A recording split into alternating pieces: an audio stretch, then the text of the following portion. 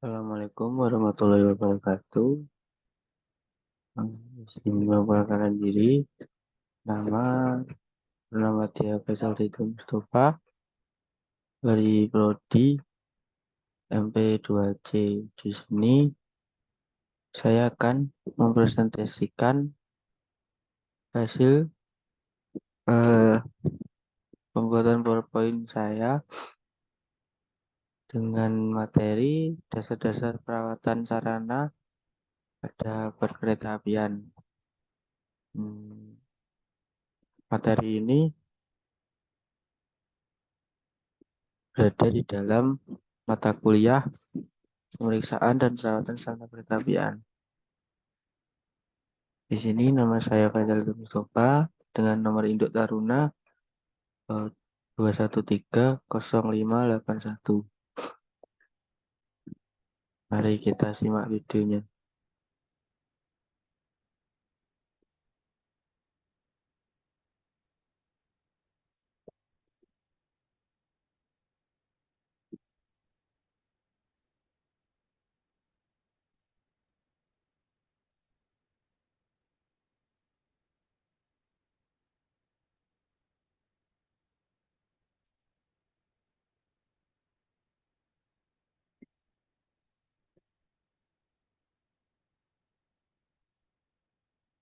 Perawatan sarana adalah sebuah kegiatan yang harus dilakukan secara berkala dengan tujuan untuk mengembalikan suatu sistem pada kondisinya agar dapat berfungsi sebagai mestinya.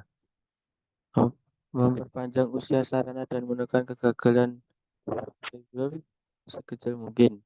Manajemen perawatan dapat digunakan untuk membuat sebuah kebijakan mengenai aktivitas perawatan dan melibatkan aspek teknis dan pengendalian manajemen ke dalam suatu program perawatan. Manajemen perawatan Manajemen perawatan sendiri bertujuan untuk mempelajari, mengidentifikasi, mengukur, dan menganalisis serta memperbaiki fungsi operasional suatu sistem dengan meningkatkan umur pakainya, mengurangi probabilitas kerusakan dan mengurangi downtime yang pada akhirnya akan meningkatkan ketersediaan sarana tersebut untuk operasi KA. Di sini untuk slide berikutnya metode-metode perawatan sarana sarana pada perkeretaapian. Yang pertama perawatan preventif. Perawatan preventif sendiri adalah perawatan yang dilakukan untuk mencegah perawatan gagal atau rusak dengan dasar melakukan pemeriksaan yang sistematis, deteksi dan pencegahan kegagalan sebelum terjadi kegagalan peralatan.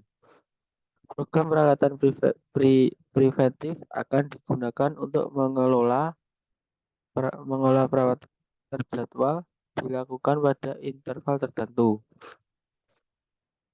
Upaya perawatan preventif sendiri ditunjukkan untuk mempertahankan masa manfaat peralatan dan menghindari kegagalan peralatan sebelum waktunya, dan juga meminimalkan dampak pada persyaratan operasional. Karakteristik pelaksanaan perawatan preventif dilakukan secara rutin sebagai kegiatan yang dilakukan berulang kali.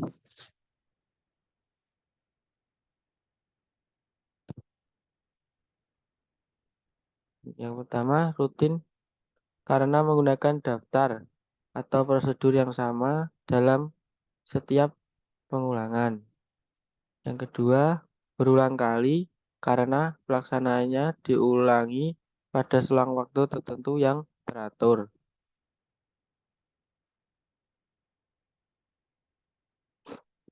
Dan untuk perawatan yang berikutnya,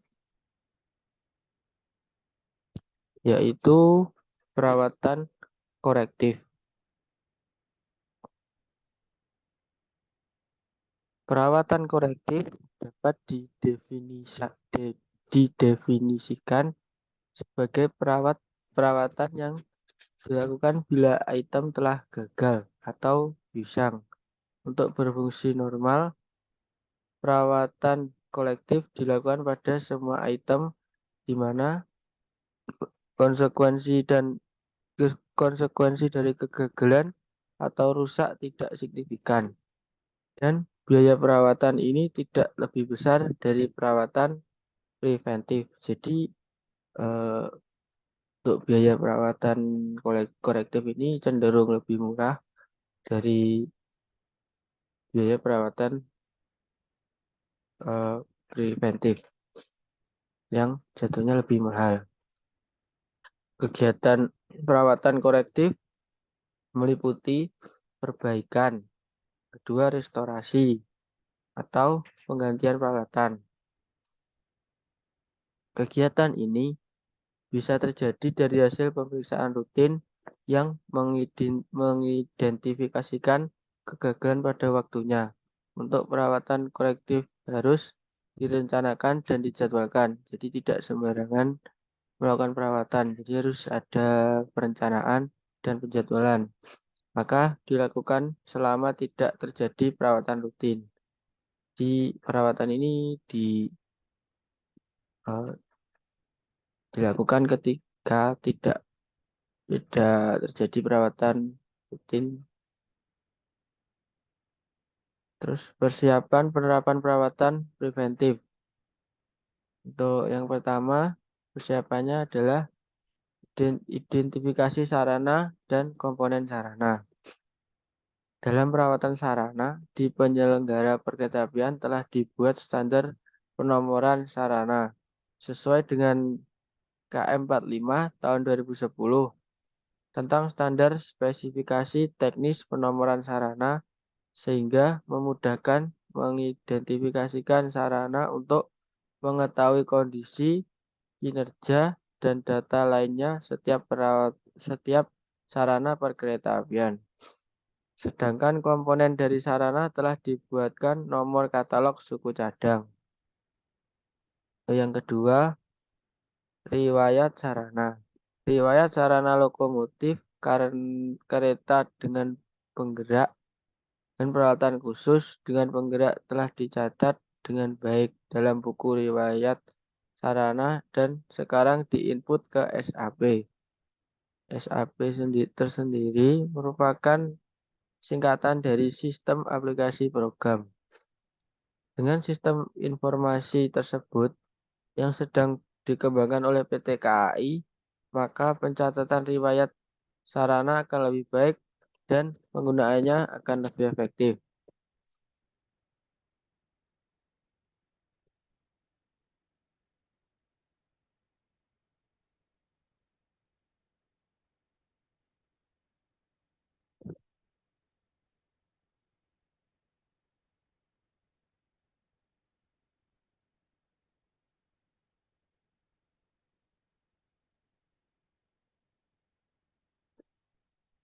Dan untuk yang berikutnya, yang ketiga, informasi tentang kerusakan sarana terhadap masalah dan penyebab dan cara mengatasi setiap kegagalan dalam perawatan. Penyebab dan cara mengatasinya harus terdokumentasi dengan baik di setiap depo dan balai jasa. Sehingga kegagalan yang terjadi di suatu depo belum terinformasikan secara baik dan di tempatnya sendiri dan antar depo, antar balai jasa, ataupun antar lokasi semua tempat perawatan sarana pada kereta api. Nah, yang berikutnya keempat, pabrik sarana memberikan rekomendasi secara berkala tentang perawatan. Untuk jenis sarana dengan penggerak sendiri, setiap pengadaan sarana baru selalu dipersyaratkan bahwa pabrik sarana menempatkan ahlinya, memantau, dan memberikan rekomendasi bagaimana pengoperasian dan perawatan sarana agar kinerja sarana sesuai yang diharapkan. Untuk yang kelima, petunjuk perawatan. Dalam penerapan manajemen perawatan dengan SMM ISO 9001 tahun 2015 menerbitkan tata cara perawatan sarana yang meliputi 4 level, yaitu level pertama adalah panduan mutu, dan level kedua prosedur mutu, level ketiga instruksi kerja, dan yang level keempat atau level terakhir rekaman mutu.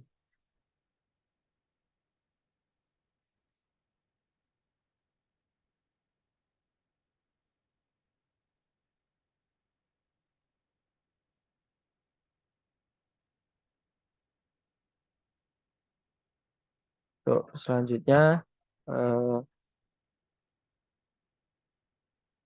persiapan dari persiapan penerapan perawatan dari sarana yang ke selanjutnya yang keenam, yaitu suku cadang yang habis pakai dan penggantian suku cadang. Untuk perawatan sarana oleh penyelenggara perkeretaapian telah disiapkan suku cadang habis pakai dan penggantian suku cadang. Nah, yang selanjutnya yang ketujuh,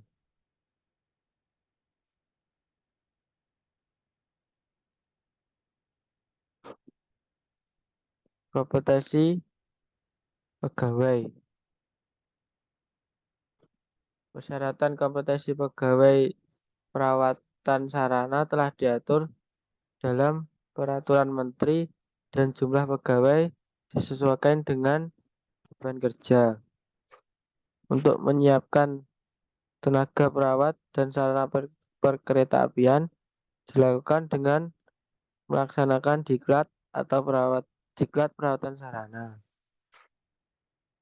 Dan untuk yang selanjutnya yang ke-8, peralatan pengecekan dan peralatan kerja. Peralatan untuk pengecekan secara destruktif dan peralatan kerja. Untuk peralatan telah tersedia sesuai rekomendasi yang dikeluarkan oleh pabrik. Yang berikutnya, instruksi yang jelas dan checklist.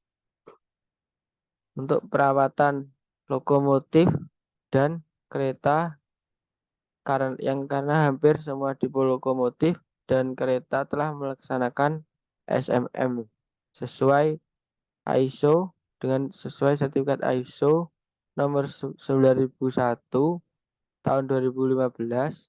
Setiap kegiatan perawatan berkala telah dibuat instruksi kerja yang jelas dengan penanggung jawab yang jelas juga, dan diikuti dengan rekaman kerja dalam bentuk check sheet.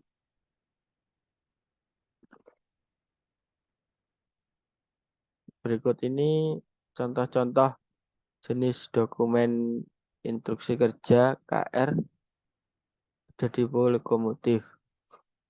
Dengan yang pertama dengan nomor dokumen IK 2000 tahun 2011. Nomor urut 1. Instruksi kerja yang pertama P1 pemeriksaan 1 bulanan.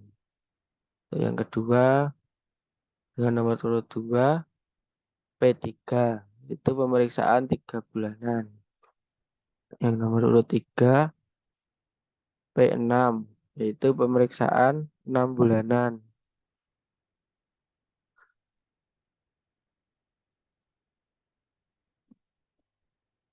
Dan yang nomor 4 P12 yaitu pemeriksaan 12 bulanan. Yang kelima daily check. Yang keenam pemeriksaan P1, P2, P6, P12 bagian mekanik. Yang ketujuh pemeriksaan dan perawatan MG. Nomor 8, pemeriksaan Govemor kompresor. Yang nomor 9, pemeriksaan full pump dan CUPS. Yang nomor 10, tes dead man. Yang nomor 11, menyetel full rack. Yang nomor 12, menghidupkan lokomotif. Nomor 13, penyetelan klep pada mesin lokomotif. Nomor 14, perawatan dan revisi nozzle. Dan yang nomor 15, pengurasan minyak ban radiator.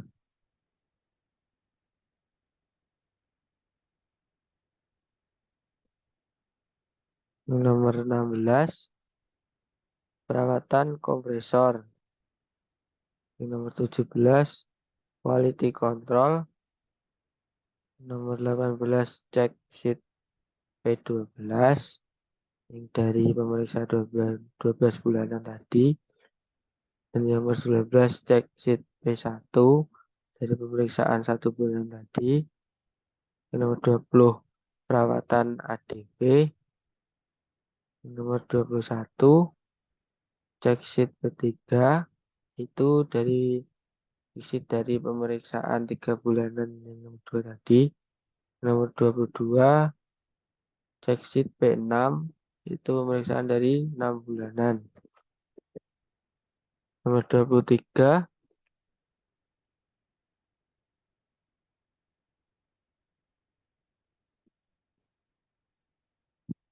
yang nomor 23, pembongkaran atau revisi dari rakitan P2A. Dan masih banyak lagi sebenarnya, tapi belum saya tampilkan. Saya sebutkan aja di sini. Untuk yang nomor 24, selanjutnya automatic application. Yang nomor 25, pembongkaran revisi atau perakitan suling. Nomor 26, perawatan rangka bawah. Nomor 27, pemeriksaan dan perawatan full pump. Nomor 28, pemeriksaan baterai. Selanjutnya langsung loncat ke nomor urut 47 dengan pencatatan perbaikan lokomotif yang dilakukan di LORS. Yang nomor 48, menghidupkan pompa BBM ke tangki lokomotif. Nomor 49, mengoperasikan joist. Nomor 50, pembongkaran independent brake. Nomor 51, mengoperasikan kompresor. Nomor 52, mengoperasikan mesin bubut. Nomor 53, mengoperasikan kren. Nomor 54, pengoperasian dongkrak hidrolik untuk pasang TM. TM itu menurut traksi motor. Nomor 55, pengoperasian mesin bor. Dan nomor 56, melepas dan memasang radiator. Nomor 57, melepas dan memasang articulate rod. Nomor 58, pengurasan dan pengisian minyak pelumas MD. Dan nomor 59, penggantian elemen loop oil filter. Nomor 60, melepas, merakit dan memasang silinder AC. Nomor 61, perbaikan fleksibel exhaust manifold Rickman. Nomor 62, perawatan safety valve main reservoir. Nomor 68, pembongkaran horn. Nomor 64, pembongkaran relay valve G1. Nomor 65, pembongkaran cek valve. Nomor 66, pengelasan las listrik. Nomor 67, penyetelan RPM. Nomor 68, peminjaman alat kerja di tool room.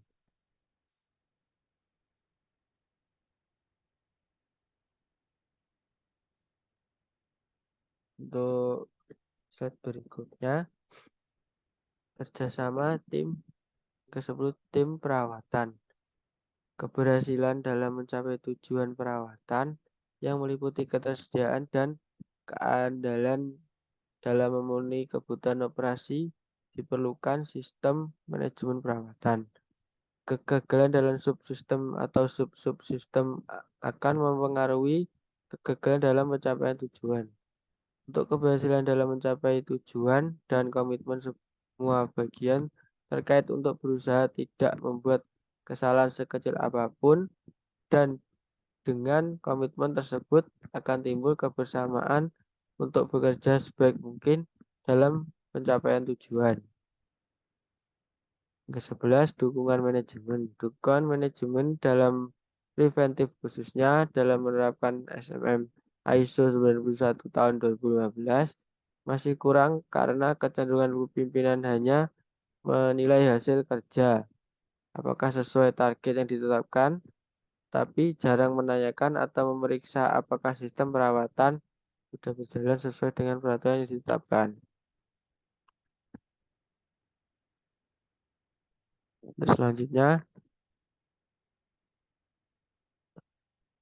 pelaksanaan perawatan preventif dan korektif. Analisis secara finansial, penerapan perawatan preventif sebagai inventaris.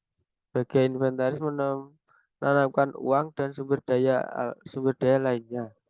Kita mengharapkan menerima keuntungan dari pelaksanaan perawatan preventif dalam menentukan keputusan untuk memilih apakah dilakukan perawatan preventif dan korektif dapat dilakukan dengan berbagai metode.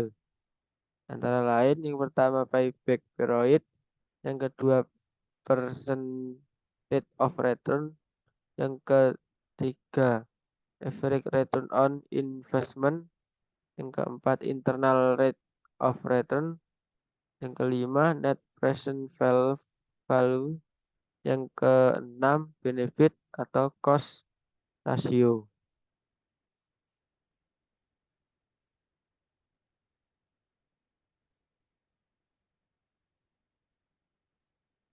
Selanjutnya, pemeriksaan secara destruktif. Pemeriksaan merupakan kunci untuk mendeteksi kebutuhan untuk melakukan perawatan preventif. Hal tersebut harus dilakukan pemeriksaan destruktif agar tidak merugikan dalam perawatan sarana. Beberapa cara metode destruktif sebagai berikut. Yang pertama, pemeriksaan dengan panca indera. Kedua, pemeriksaan temperatur. Yang ketiga, getaran karena aus. Keempat, komponen rusak atau catat. Yang kelima, pengadaan pengendapan korosi dan erosi. Yang keenam, aliran fluida. Yang ketujuh, kelistrikan. Kedelapan, tegangan. Yang kesembilan, secara kimia dan fisik.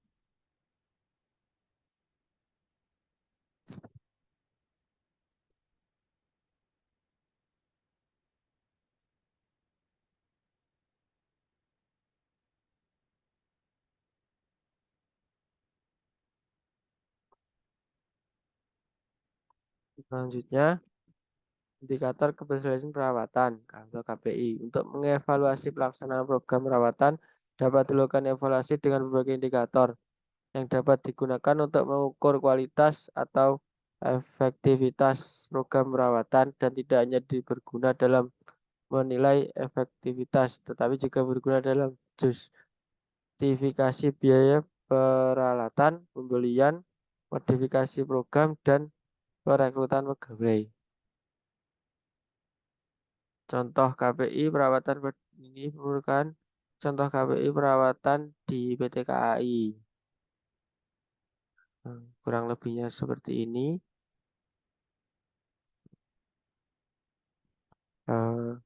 Sekian yang dapat saya sampaikan dari penjabaran materi tentang